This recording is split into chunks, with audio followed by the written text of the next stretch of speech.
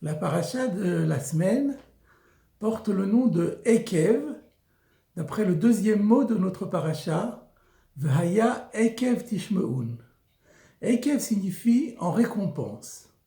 V'haya, et ce sera, en récompense de votre écoute des lois divines, Dieu,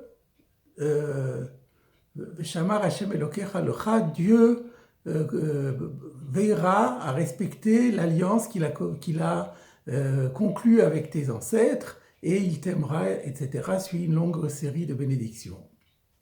Ce mot de en récompense nous interpelle parce que le verset a l'air de nous inciter à nous plier aux règles de la Torah en vue d'une récompense, en vue d'être récompensé dans le monde à venir.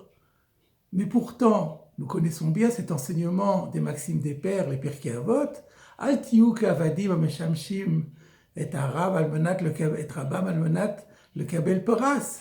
Il ne faut pas être comme ces esclaves qui se donnent du mal pour servir leur maître en vue de la récompense qu'il va obtenir. Il faut servir Hachem de façon complètement désintéressée. Et alors comment comprendre que le verset ici semble nous indiquer le contraire? Alors il est vrai, il faut nuancer ce que nous avons dit. Le Talmud dit que le Olam yasok adam betorah ou bemitzvot afilu shelo lishma, shemitor shelo lishma balishma, que il est recommandé de servir Dieu même si c'est de façon intéressée. Pourquoi? Parce que finalement on finira toujours par accomplir les commandements de façon désintéressée. Donc l'intéressement peut simplement être une propédeutique, une introduction au véritable service de Dieu qui lui est désintéressé. Mais il n'en reste pas moins que fondamentalement, le service divin, notre obéissance à Dieu doit être complètement désintéressée. Et comment comprendre que le verset semble indiquer le contraire, puisque c'est le nom même de notre paracha, la récompense, en récompense d'eux. Je voudrais vous citer une explication proposée notamment par Rabbi Leibel Iger de Lublin, l'auteur du Torah Temet, mais qui finalement on retrouve également dans des commentaires plus anciens, qui dit qu'il faut lire le verset autrement. Il faut couper le verset et il faut lire ainsi. Le verset dit Vaya ekev tishmeun et amishpatim haele ushmartem vasitem otam.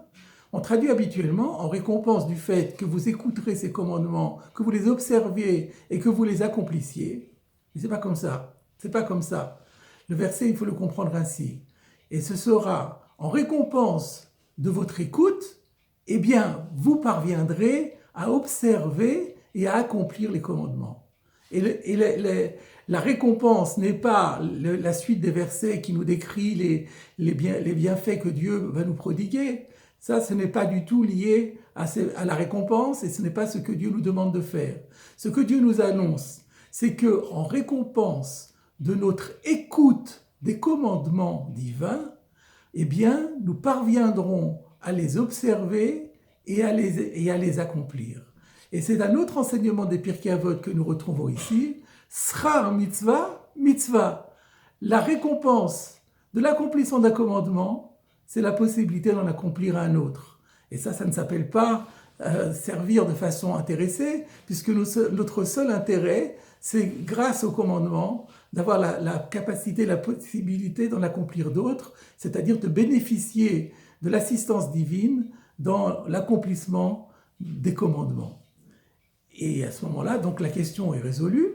Et il y en a une autre qui est résolue également, parce que le verset commence par V'haya. V'haya, et ce sera, qui, d'après la tradition du Midrash, annonce toujours une très heureuse nouvelle. S'il s'agissait simplement de dire qu'on est récompensé pour les commandements, ce n'est pas un scoop, et en plus ce n'est pas quelque chose de nouveau, c'est-à-dire ce n'est pas quelque chose d'inattendu, et ce n'est pas quelque chose de surprenant, il ne justifie pas le V'haya. Alors qu'ici, il y a un enseignement très surprenant, et qui nous remplit de joie, c'est que l'accomplissement d'une première mitzvah va nous permettre d'en accomplir une autre. L'accomplissement de l'écoute va nous permettre d'accomplir l'acte de mitzvah. Mais en réalité, nous dit le Torah Temet, la leçon est encore beaucoup plus profonde qu'il n'y paraît.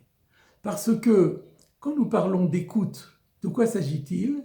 Il s'agit simplement de nous pénétrer de l'enseignement de Dieu dans sa Torah. C'est-à-dire de bien écouter les versets. Bien l'écouter, ça veut dire aussi bien les étudier, bien les approfondir, bien les comprendre. Et c'est en pénétrant le sens profond de ces versets qui expriment en réalité le Verbe divin et la sagesse divine, c'est là que nous allons être en mesure, et c'est grâce à cela que nous allons être en mesure d'observer et d'accomplir les commandements. Mais cela va bien au-delà de cela. Le Torah Temet nous rapporte ici un midrash qui est dit un peu plus tard dans cette même paracha, lorsque nous allons avoir un verset qui dit « Shema Yisraël » écoute Israël, Ata Over Hayom, tu vas traverser aujourd'hui le Jourdain pour entrer en Eretz Israël. Et le Midrash s'étonne, pourquoi est-ce qu'on commence par écoute Israël? Le verset aurait dû dire ô Israël, sache que tu vas pénétrer en Israël, dans terre promise. Mais pourquoi dire écoute Israël? Et alors le Midrash nous répond par une parabole. Il y avait un roi qui avait épousé une reine et qui lui avait donné les kiddushin. En guise de kiddushin, il lui avait donné 2 perles magnifiques. Un jour, la reine vient voir son mari et lui dit « J'ai perdu une des 2 perles que tu m'as offertes pour notre mariage. » Alors le mari dit « Tu as perdu une perle? Alors je t'en prie, conserve précieusement la seconde. » Et l'explication de cette parabole du Midrash est la suivante. Lorsque Israël a reçu la Torah, ils ont dit « Naaseh venishma » nous accomplirons et nous écouterons. Et ensuite, lorsque Israël a fauté avec le veau d'or, en construisant un veau d'or et en se prosternant devant lui, alors ils ont perdu le Naaseh, ils ont perdu l'engagement d'agir correctement puisqu'ils n'ont pas agi correctement. Et c'est ça que dit Dieu. Vous avez perdu le Naaseh, vous avez perdu l'engagement d'agir correctement. Alors je vous en supplie, au moins, respectez le 2e engagement que vous avez pris, qui est d'écouter, de scruter l'enseignement que je vous donne à travers la Torah.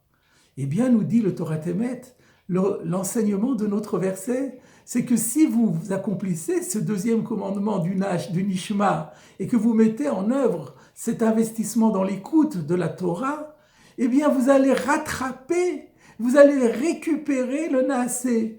Votre faute va être pardonnée complètement, il va y avoir une rémission totale et vous allez de nouveau retrouver cette perle du Naaseh. Votre action sera de nouveau considérée comme parfaite. Dieu va effacer votre faute et vous allez retrouver l'authenticité.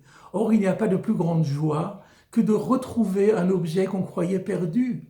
Et c'est cela le vœu Haya. Voilà pourquoi le verset commence par « Et ce sera ». Voilà une très bonne nouvelle. Nous avions pensé perdre une des perles, mais non, grâce à la 2e, nous allons retrouver la première. Ça, c'est un enseignement étonnant. Et cet enseignement, conclut le Torah Temet, nous permet de comprendre ce fameux commentaire du Talmud qui dit que lorsqu'Israël a dit a mis Naaseh avant Nishma, nous ferons avant nous écouterons, Dieu a dit mais qui a dévoilé ce fabuleux secret que seuls les anges détiennent pour dire que c'était vraiment un éloge formidable des enfants d'Israël. Mais pourtant Dieu savait bien que cet engagement n'allait pas être respecté. C'était une déclaration d'intention qui ne serait pas suivie des faits. Pourquoi Dieu s'émerveille-t-il? Et parce que Dieu savait qu'après viendrait une seconde période où les enfants d'Israël accompliraient le Nishma, et grâce au Nishma, ils allaient retrouver le Naaseh.